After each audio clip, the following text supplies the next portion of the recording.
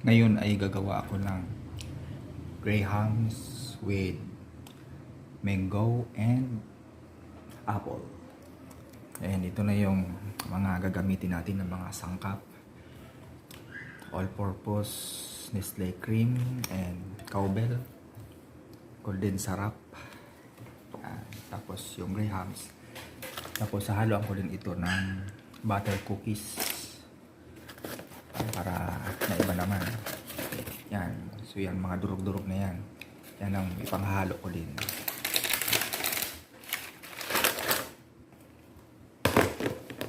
Sige, magawa na ako. At ngayon ipaghahalo ko na tong yung Nestle cream at cowbell condensada.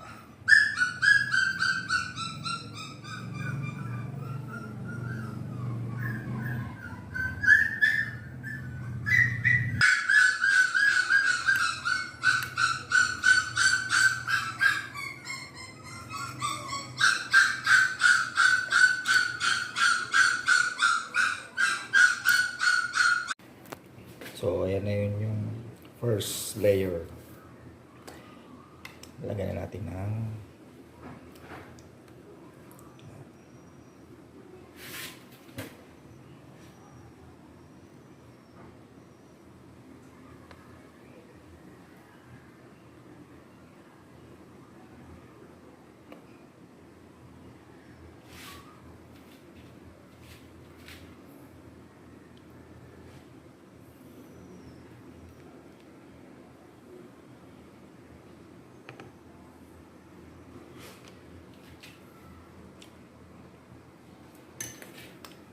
so, ang ginawa ko, ang gagawin ko dito ay parang pagsiseparate ko siya.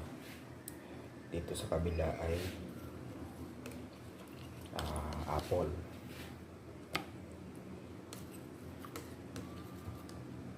Yan.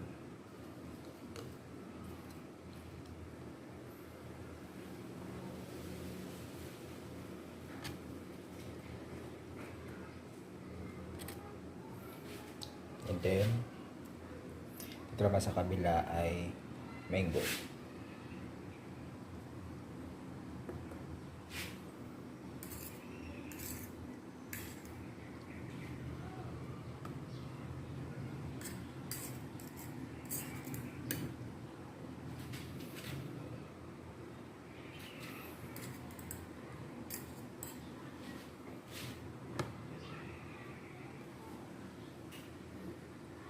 Yan, so para balansi. Yan. And kulang pa doon ng cream, gilid.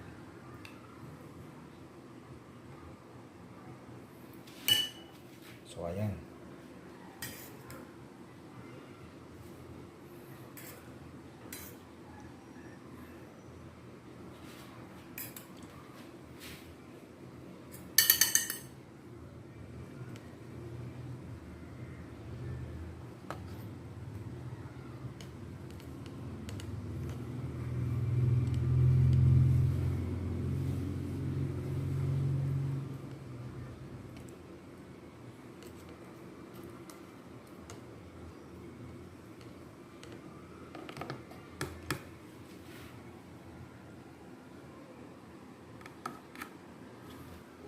Yan, so alternate lang gagawin ko.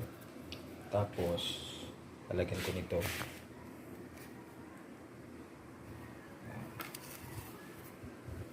Ito yung butter cookies.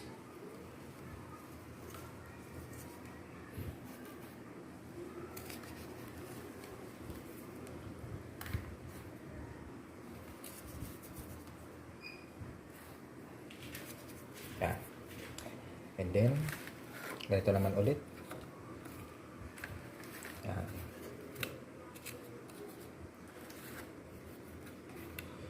So, ganyan lang gagawin ko.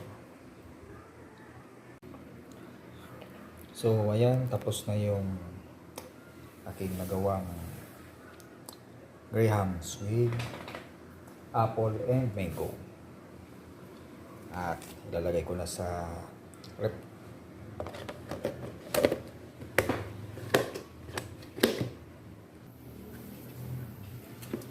So ayan, lalagay ko na ito sa freezer.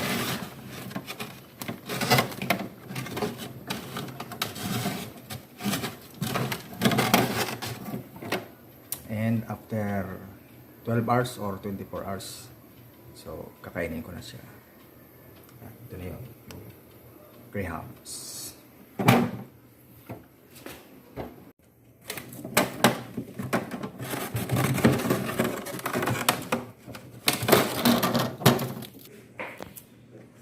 So nakaka 5 hours pa lang ito sa freezer.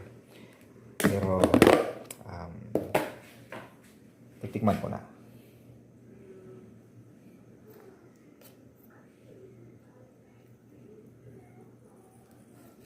Yan, medyo matigas na din.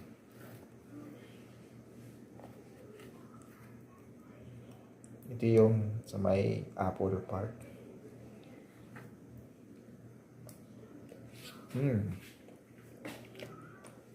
Ito yung sa may mango part.